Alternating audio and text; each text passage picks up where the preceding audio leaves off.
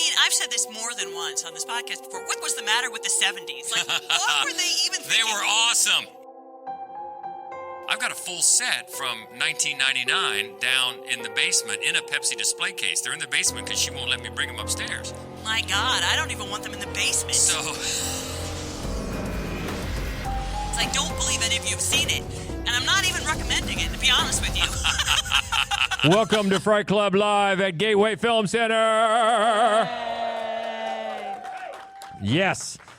Thank you so much. We're back talking about That's Not Your Baby. That's right, it's not. We're going to show our latest short film, our latest villain diary, which will be fun, and then we're going to show Lamb tonight, which is I can't wait to get the reactions because I think there'll be some, especially if you haven't seen it already. So welcome. She is Hope Madden. He's George Wolf. And we are from MadWolf.com, back here every second Friday of the month for Fright Club Live. And actually, last time we were here, you may remember that Hope was not here. I was not here. It was the first time ever that I have missed a Fright Club. Thank you. And we would like to thank Brandon Thomas for doing such an excellent job of filling in for me. That was awesome for him to be here. Yes. Also, I want to thank Jeff for this lovely, print that you got for us at the Arts Festival. Love it so much. It's framed now and hanging in my office. Yep. Right with A Girl Walks Home Alone at Night and some scanners art. So thank you so much. That's right. Appreciate that. And actually, before we go any farther, we have to address the big controversy that's come up, especially if you follow us on TikTok, with these Star Wars Pepsi cans that are in our basement. And I got reminded of this because Coke is now going to come out with their own Star Wars cans. And I remembered, hey, I've got a full set from 1999 down in the basement in a Pepsi display case. They're in the basement because she won't let me bring them upstairs. My God, I don't even want them in the basement. So I put this on TikTok, and we haven't been on TikTok very long, and this is the only video that we've had that has just exploded. Yeah. I mean, people are offering money for it, and they're calling her names. What are you doing? Let that man have his Star Wars stuff upstairs. Monty. Oh, take a bow. Yeah. Take a bow. Yes. Time for a new hoe. Time for a new That's good. That's good. But it's really weird. People are offering a bunch of money for it, and we were just joking. I'm not going to sell it, I don't think. But that's a lot of fun. I still might throw it out. So if you're not following Mad Wolf Columbus on TikTok, join the party. That's fun. So yeah. One of the things that we want to do, because I have forgotten to do it the last couple of episodes, is we want to thank our partners, Ginger Nuts of Horror, which is this great website. If you're not already reading their stuff, they carry Mad Wolf reviews of movies, of horror movies. They do a lot of reviews of books, of horror books. And that's actually, honestly, as soon as I run out of books to read, I always go there to figure out what is the next thing we should be reading. So they're just a great partner for us. You can also find the Fright Club podcasts there. So speaking of books. That's right. Speaking of books, I want to thank Jane, Fright Clubber Stacey Jane Grover, who has gifted us with her book of essays, Tar Hollow Trance. Cannot wait to read it. You can get it anywhere, online, Barnes & Noble, Amazon. Pick yourself up a copy. And thank you so much. I'm very excited. I'm sincerely very excited to get a chance to read it. Appreciate that. Yes. Yes. Thank you very much. I did write one. We appreciate that. I did write one. Thanks for remembering, Richard. I did. Yeah, so we're talking That's Not Your Baby. That's right. Which is a fun topic. It is a fun topic, and it's not that uncommon, really. And so, obviously, like folklore, the changeling idea, right? Mm-hmm. But it's not the only version of like, hang on, that's not your baby. And I just thought it would be funny for us to get a chance to explore that. And it's actually, it's an interesting thing. Originally, we were trying to show the movie Little Monsters tonight, the Lupita Nyong'o. Isn't that fun? It was going to be so fun. And actually, our topic was going to be uncles, which is Maddie. Maddie came up with that topic, but they couldn't get the film. And so, I don't remember when, but we were talking about the movie Lamb at a Fright Club not too long ago. There you go. And I said like real quickly, well, why don't we see if we can get Lamb? So that is what we have. We are having Lamb. Thank you, Megan, for that idea then. Those are the tones of those two different movies. A little different. Little Monsters to Lamb is a big jump, but that's okay. And by the way, in case you're wondering, this is a very big drink. It's his double Crown and 7. So thank you. I ordered that. I'm trying to get him drunk. So we'll see how I am by the end of this movie. but it is tasty. I appreciate that. Okay, so we've got a top 5, but we've also got a few honorable mentions. And these are good. They are good. I mean, it is. It's a tough. I knew that there would be a lot, and I had sort of eliminated a lot of pregnancy horror, right? I mean, there were a lot of things that I thought, well, we know it belongs to one of you. So I eliminated a lot of them, but still, there were a lot of really good movies. And that's already a topic that we've done. Yeah, we have done pregnancy before, yeah. Vivarium. We liked that. It's a Wasn't that little weird? unsettling and weird. I don't think it was as satisfying as I was hoping it would be, but I enjoyed that in a sort of a weird, creepy way. I thought that one was pretty good. There's Something Wrong with the Children. I liked that because it's also sort of camping horror, and I'm always, something horrible is going to go wrong every time you camp. Scotty and Michael. So I thought that one was well made and creepy. They're not really camping, aren't you? Glamping? They're glamping. Okay, so that's safer. That's a whole nother topic. Horror glamping. Cuckoo. From just last year. Yeah. That's another one that flirted with this list. And this is going to disappoint a lot of people. Village of the Damned, not the original, not the remake, not the sequel.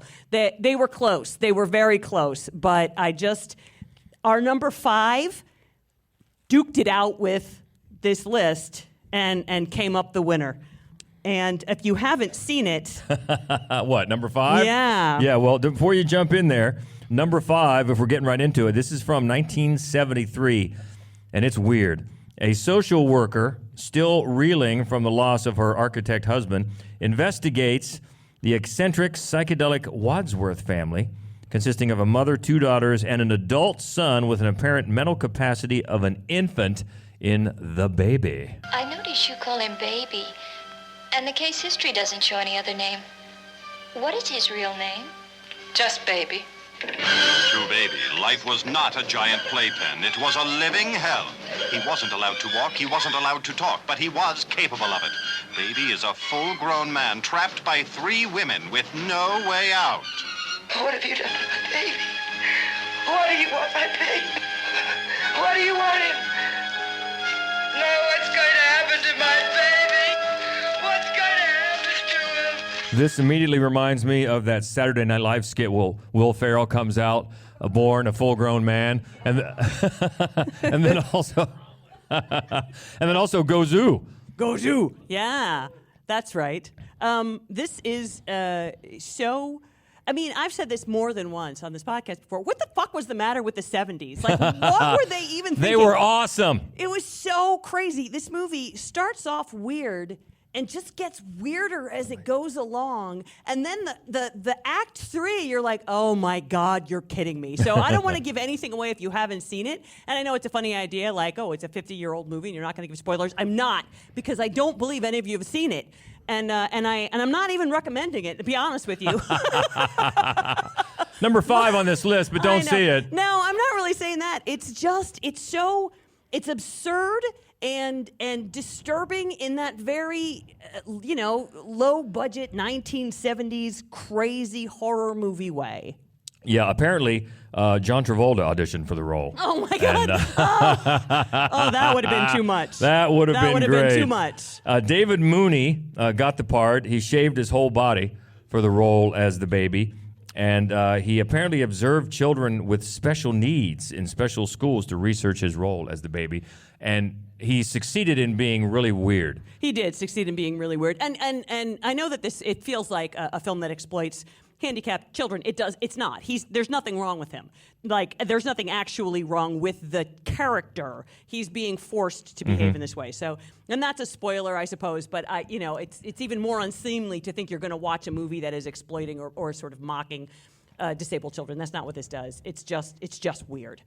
And this was directed by a guy named Ted Post, who he's done movies like Magnum Force and things like that. And apparently he did not want to direct it. He didn't want any part of it. But he was convinced by the writer and some other people. I don't know if they, backed a truck of money up to his door. But he wanted to just stay away from it. But it's funny because he works a lot with Clint Eastwood, and that would have been a funny baby.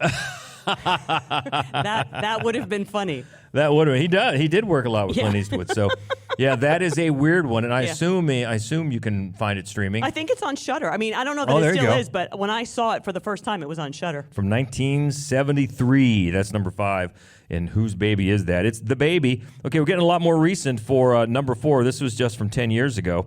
A family who moved into a remote mill house in Ireland finds themselves in a fight for survival with demonic creatures living in the woods. It's the Hallow.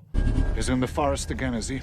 He's trespassing. It's dangerous for him. They believe that the forest that you're trampling on belongs to the Hallow. Hallow. Fairies, banshees, baby stealers. So you a believer? Mr. Hitchens, this is in London. Things here go bumping at night. Quick, Adam, there's something back there! If you trespass upon them, they'll trespass upon you. You should never have come here! This is a proper changeling movie, and Ireland is full of proper changeling movies. I don't know what goes on there, but they are really afraid that some monster is going to take their baby and leave a ghoul in place of it. And it's really well made. It's a creature feature. It's a low-budget film, but you would never know it from watching the movie. So for me, I love that it not only takes this folklore idea, but it sets it in the middle of this massive, isolating, terrifying woods, so I'm immediately on edge. There's some, there's some really great horror framing. It's a beautiful film to watch, but at the same time, they really, they're like it gets on your nerve. Like, there's like, don't put your eye so close to that. What are you doing? Things like that. It really keeps you on edge the whole time. Yeah. Writer-director, Corin Hardy. Who went on and he made The Nun and a couple of other nun movies. Yeah. And he has said that his mindset going into this was a mixture of Straw Dogs and Pan's Labyrinth. Wow. Huh? That's weird. I know. Yeah, and this Garda is Michael Smiley, who you know from a lot of Ben Wheatley movies. You'd know his face, and he's always like, you're like, things aren't going to go well. Whenever he shows up, you're like, I don't know, I wouldn't trust that guy. This is shot on location in Ireland, like you were talking about the landscaping, and the shots are just great. And he was influenced. Corin Hardy has said he was influenced by films like Alien, The Evil Dead, The Fly, and The Thing as the influence on the film. Well, right, because it is a creature feature, and it is. And I really think that the creatures are done quite well. I mean, I found them very impressive and very creepy, and I love too that it is more than just the changeling story. That's sort of the heart of it. But it's like an environmental horror. But I mean, there are other monsters. There's, it's sort of just saying Irish woods are full of monsters. Little ones, big ones, don't go here. And I'm okay with that. I'm not gonna. The baby in this one is a mix of animatronics and then real twins that were digitally shot in front of a blue screen. Okay. So a little mix of both. Yeah. Got those twins in there. Yep. That's a good one. That is a good Irish horror, which we're always about, and that is the Hallow from just 10 years ago, 2015. So that's number 4 on our list of whose baby is that horror. Moving up to number 3, and this is from 2019. A single mother living in the Irish countryside with her son begins to suspect he may not be her son at all and fears his increasingly disturbing behavior is linked to a mysterious sinkhole in the forest behind their house in the hole in the ground. She didn't mean him any harm, Chris reminded her of our son. What happened to him? She was convinced that he was an imposter.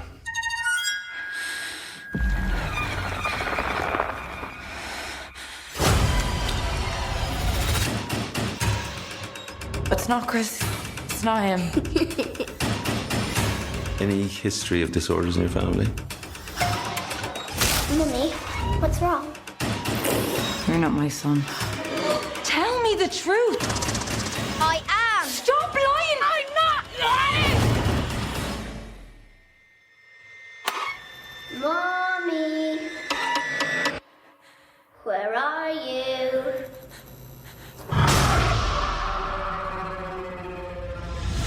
So it's another Irish changeling movie. I'm telling you, they got a million of them. This is actually This is where I got the that's not your baby, because there's a woman, she's sort of fabled in town, this mad woman who murdered her own child. And she recognizes right away, and so she keeps saying, in the trailer she says, "Not your boy," but the whole time that's all she ever says. She's like, she's catatonic, she doesn't speak to anybody, but she talks to this lady because she knows. And it's very effective. That, and you heard a little bit of the Irish folk music that they had in the trailer. They make exceptional use of that sort of melancholy, necessarily creepy. I don't know if you're Irish in here. My people are all my grandparents are all from Ireland. All we ever listened to growing up was Irish music. It is all about death. Every song, somebody dies, and they make really great use of that in this movie. It's another one. It's just gorgeous. You can see the one shot where she's running after her son toward the sinkhole. It would make a great double feature actually with The Hallow. I just thought that it was obviously the son is a little bit older, but he's not the only person that this has happened to. And again, it's just an incredibly beautiful, really well made, sad movie. And I love the performances. Yeah, this is writer-director Lee Cronin. Who, you know who that new Evil Dead Dead Rise. Yeah, exactly. And it not only focuses on the changelings Irish folklore, but also fairy forts are part of this as well. Fairy forts. Yep. So it's deep into Irish folklore. And actually, since we're talking about that, the belief that a family member has been replaced by an imposter is an actual syndrome. It's in real life, it's called Capgras syndrome. The delusion in some cases can involve a pet or even an inanimate object. I see. So it's a real thing. We could do the Evil Dead Rise if we ever did a That's Not Your Mother podcast. Yes, I like That's it. Right. I like that. So yeah, I mean, Irish horror is always good, especially if you're love it. Yeah, we're big fans. Big fans, and that's another one. That's The Hole in the Ground from 2019. Number 3. Oh, moving up to number 2. This is a favorite from 2018. A customs officer who can smell fear. Yes, develops an unusual attraction to a strange traveler while aiding a police investigation, which will call into question her entire existence in Border. I hela mitt liv så ingenting. Stanna, polis!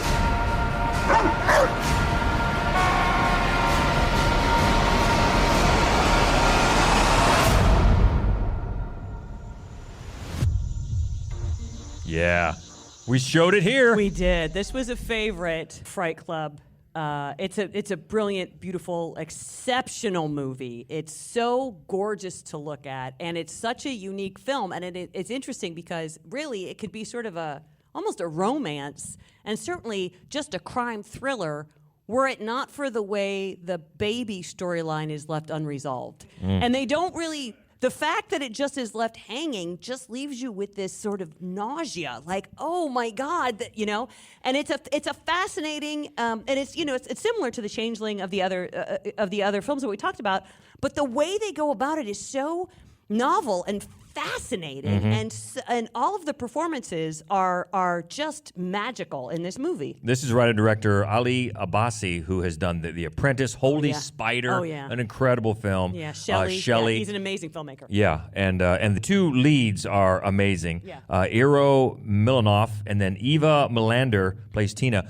And if you've seen the film, you know they are under an incredible amount of makeup. I mean, hours every day. Sure, yeah. If you've seen the film, it's interesting to look them up and see what they look like in real life, because, man, did they go through some makeup and then having to walk the way they walk to achieve that certain characterizations. But still, Milanoff was in Azrael, right? The post-apocalyptic movie that came out maybe 2 years ago. And I remember when I saw this actor, I thought to myself, I know that guy. How do I know that guy? Because so he already has quite a look. He does. But the makeup and hair extensions helped. And then I remember shortly after because we saw this originally to review it, and then we saw another review that was posted and just spoiled the whole thing. Yeah, the entire movie. In like the headline, I'm like, are you kidding me? Yeah, it was horrifying. What are you doing? I hate that. Yeah. I just hate it. And so this is one that if you haven't seen it, to go into cold. Yeah, I've already given away about the baby, though, because we have it in this podcast. It's about a baby. There's more. There's more. There's more than that going on that will surprise you. Yeah. But this is one movie that you do not forget. No. If you see it, and I'm glad it went over. Yeah, it's absolutely unlike anything else I've ever seen. I've never seen anything even sort of like this movie. Really, really was, and that is number 2 on our list of That's Not Your Baby horror. That's from 2018. Border, and that takes up to number 1, and that is the one, obviously, that we're going to see tonight, and that is just from 2021. A childless couple discovers a mysterious newborn on their farm in Iceland. It's Lamb. Gotta keep up. Get the teeth.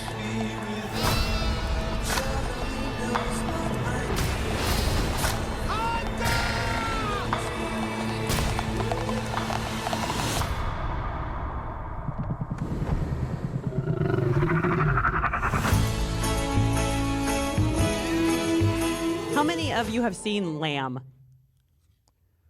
Okay, 2 or 3? Yeah. 4? Okay, that's great. I'm so we excited definitely to hear what the rest of you Yeah, we want to hear from you yeah. after we're done, because we're not going to say a whole lot about it here, and we'll come back and check in after the podcast. But a couple of things to know beforehand. It's the highest grossing motion picture in the history of Icelandic cinema. It also is the most attended Icelandic film shown in U.S. theaters ever, and it beat that on the first weekend alone. Numi Rapace is the star. She speaks in Icelandic, and she learned while she was living in Iceland as a child, so that helps. And she spent time on an Icelandic farm and even learned how to help sheep birth a lamb to get in the role and aid the authenticity. So, and it looks fantastic. I mean, the Icelandic landscape is amazing, and it's quite remote. It is. Not a lot of neighbors. No. In Iceland. No. And I'm so excited to get to watch it with you on a big screen. It is such an incredibly beautiful movie, just stunning to look at. So that's really coming up in a couple of minutes. But first, we're going to show our latest micro short. We are. So we've been working with Mills James Studio on sort of an anthology of micro shorts, and a second one of them is completed. The full group is called Villain Diaries, and it's like memos or diary journals or prayers from big horror movie villains, and this one is kind of a stump speech from Mayor Vaughn of Jaws.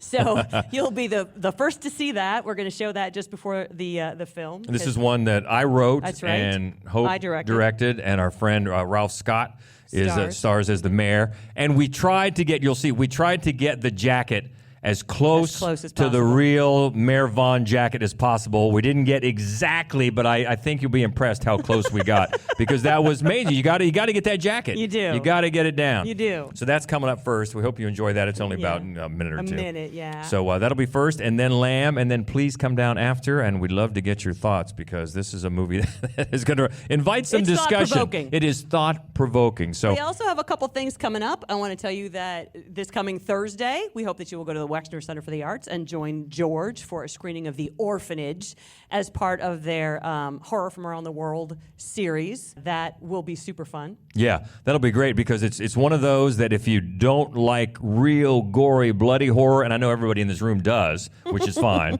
but for the people that don't, this is one we always recommend, because it's not real bloody or gory, but it's really atmospheric and creepy, and it's so well done, and it's sad, and it's emotional, and it's just a great movie. So that's going to be Thursday at the Wex, part of International Horror. Yep, that'll be 7 p.m. on Thursday. And then a week from Sunday, I'm going to have a book signing at the Barnes & Noble at the Lenox Town Center. So from 2 to 4, I hope you will come out so I don't sit there by myself at a table like a loser. I'll be there too. Thank you. I'm glad. Yeah, Killer Pictures is her second novel, just came out, and it's based a lot on our experiences as judges for the Nightmares Film Festival, which is right here at Gateway. So, minus the actual murders. Yeah. As far as you know, nobody was actually murdered. As far as you know. Via Nightmares Film Festival. Yeah, so it's got a kind of a fun vibe, too. If you've ever spent any time around that film festival, or really any film festival, you kind of get a fun vibe with that. So that's coming up on the 20th, yeah. And now, this is not 100% confirmed, but I'm going to go ahead anyway, because I think it's 70% confirmed that our Fright Club next month is going to be the magnificent 1973 film, Ganja and Hess. And we put together our Fright Club list an entire year in advance. So I didn't realize Sinners was even in existence when we put this together. So originally, the plan was we were going to talk about the greatest horror films of 1973. But I think now we're going to do a podcast on black vampires because there is a ton of great movies with black vampires, including Blackula. So again, I think we're like 75% sure that we get that for next month, but I was so excited that I wanted to tell you anyway. And also, this is a tease, and you're going to hate me because I can't say what it really might be, but we're in contact today with a local, let's say, promoter or arts organization in town talking about bringing in a film, a very popular cult horror film for the 40th anniversary, I think, along with one of the stars. Yeah. And we said this would be awesome. Yeah. Do it. We want to be involved in any way, and I know that's really all we can say right now. Yeah. But hopefully, if this goes I'm not sure down, we're allowed to say that. probably to be honest not. With you. Probably not. But if this happens, it's going to be big. It's going to be a lot of fun. It's going to be a lot of fun. So that's coming up. Hopefully, we'll have some news on that soon. But we got to get moving, right? Yes. We got to show Villain Diaries with Mayor Vaughn first, and then go right into Lamb. So enjoy that. Let's talk later and have fun. An hour and 45 minutes later, and there are spoilers ahead. Can you believe those three got that worked up over a sporting event? Man, who would do such a thing? What are we thinking? Yes? Makes you think, doesn't it? Yeah. No, I think that's a good question. That is a good question. Yeah, it is a good Why, question. and if you didn't hear, she said, why does it end that way? Why does it end that way? I think my favorite thing about this movie is that there is zero exposition.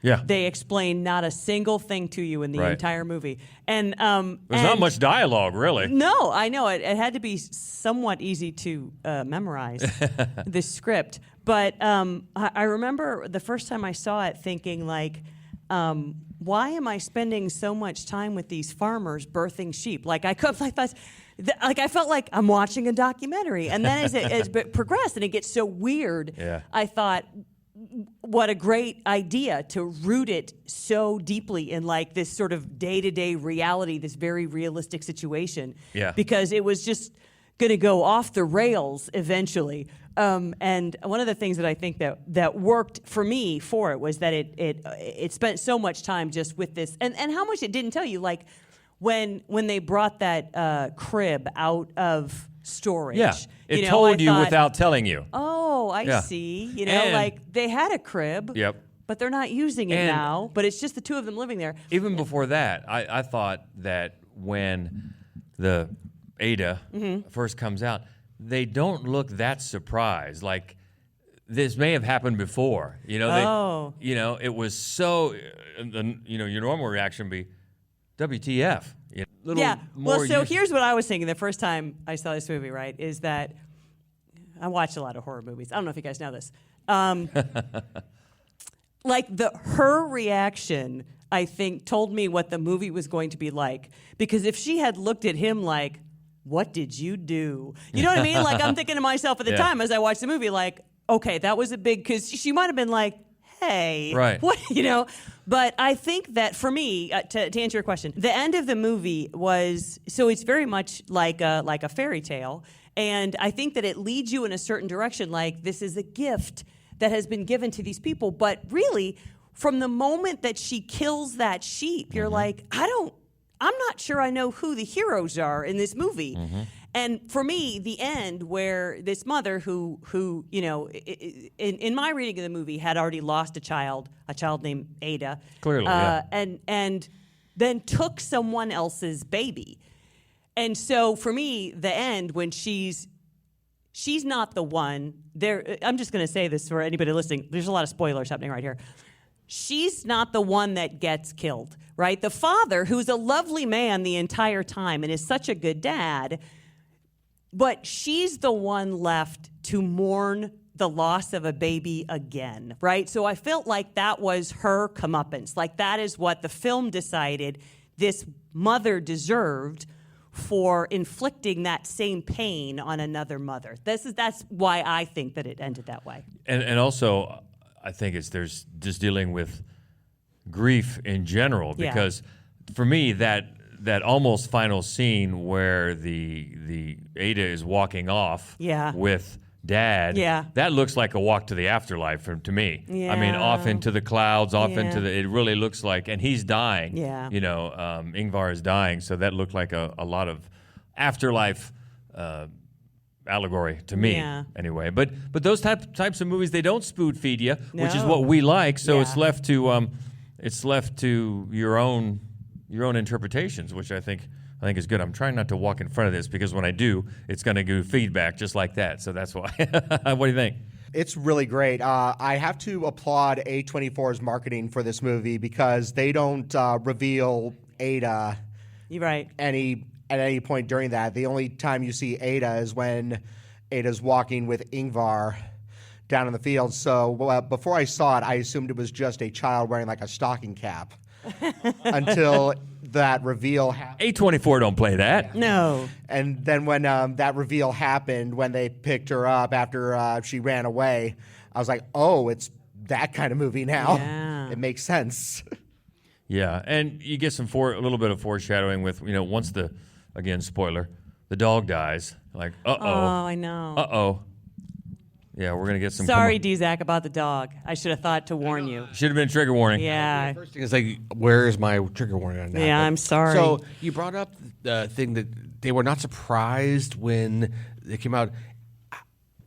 Do you think that this has happened over and over for a while, that like there's all... that they had a baby named Ada that died. This is not the first time that this has happened, and the end was more tragic than before.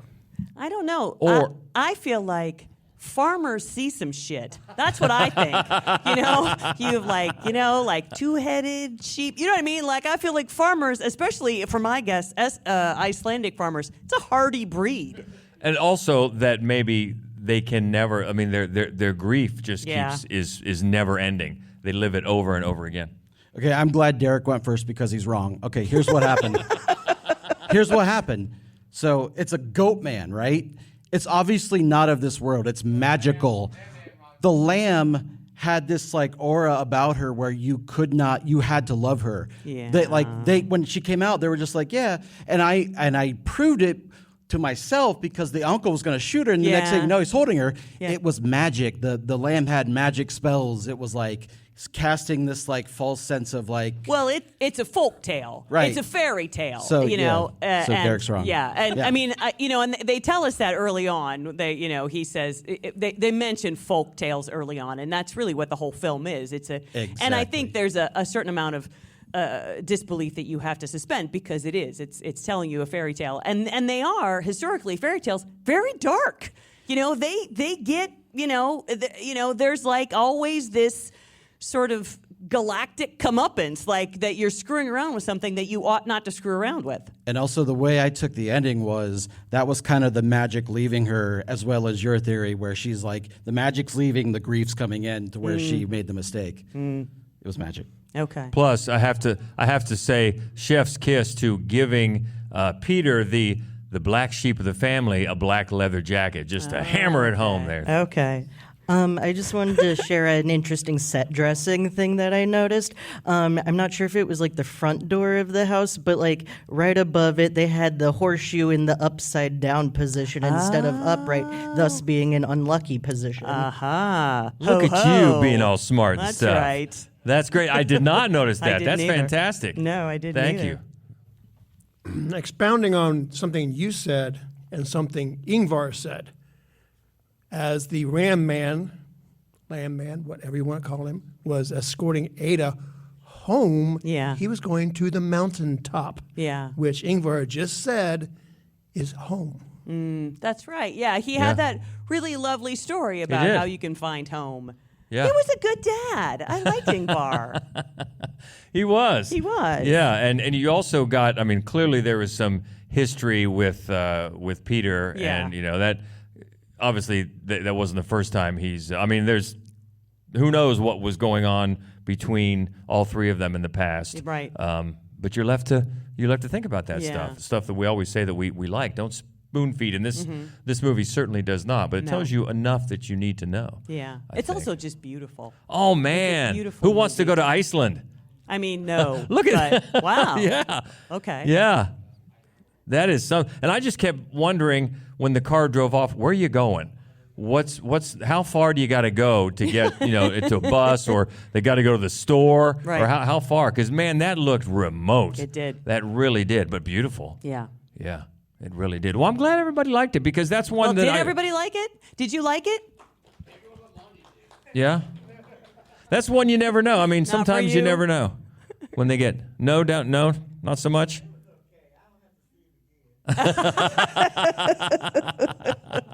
Well, yeah, it's definitely one that I wasn't quite sure. No. Because it's weird. It's weird. It's no doubt weird, and it's not outright, blood and guts horror. No, and it's a slow boil. Folk tales, definitely. folk horror, which we love. Mm-hmm. But Yeah. but that's good. I Little appreciate- Monsters, that's horror. Yeah, The it one is. that we were supposed to show. There's a lot of blood there. And let's not forget props to Ada and the hybrid look, which you never know what you're looking at. No, I agree with you. The little creature is so cute. It's so realistic looking. Yeah. And I remember the first time I saw it when Peter, took her out and then pulled the gun. I mean, yes. I was very torn up. Like, don't you dare, I agree with you. I think that the look of Ada does a lot in creating an emotional bond that makes the movie a little bit more heartbreaking. Yeah, and then especially at the end when it is going home, reaches out for Ingvar and just gets pulled away. You're like, oh man, it's so heartbreaking. Again, the grief theme comes into play. Yeah, 824 loves grief in their horror movies, they man. love They grief. really do. So many of their films just dive right into it. Some more extreme than others. Yeah. And this one much more of a soft. Yeah, exactly. But that's awesome. Very good takes. Always appreciate that, and I'm Right. glad that mostly it went down okay. So we look ahead to August 8th, I Ninth? believe. Is it 9th? I think it's the 8th. Is it the 8th or 9th? Second Friday of the month. My math is bad. 8th or 9th. When we think we're going to be showing Ganja and Hess. Like 75% sure we're going to get. We show a classic every year, and this year hopefully is Ganja and Hess, which we've actually been trying to get for a couple of years. I So can't believe we're talking about August already. I know. Jeez Louise. So hopefully that is next month. And in between, on Thursday, come out and see George. Thursday at Wexner Center for the Arts. It's going to be the orphanage. That's right. And a week from Sunday, please come out to the Lenox Barnes & Noble. Yeah. And keep your ears peeled for this other announcement that we hope is coming soon that we were just teasing about when we get. We're totally not allowed to talk about it. I don't know why he keeps saying it. They didn't say we couldn't. It's just not official. So I don't want to spoil anything, but hopefully there'll be a big announcement soon. And you can always catch us, obviously, madwolf.com is the main website, and Mad Wolf Columbus on Facebook and Threads and TikTok, where we have that conversation going about the Star Wars cans. That's some serious issues that we have to deal with. He pulled them out of trash cans.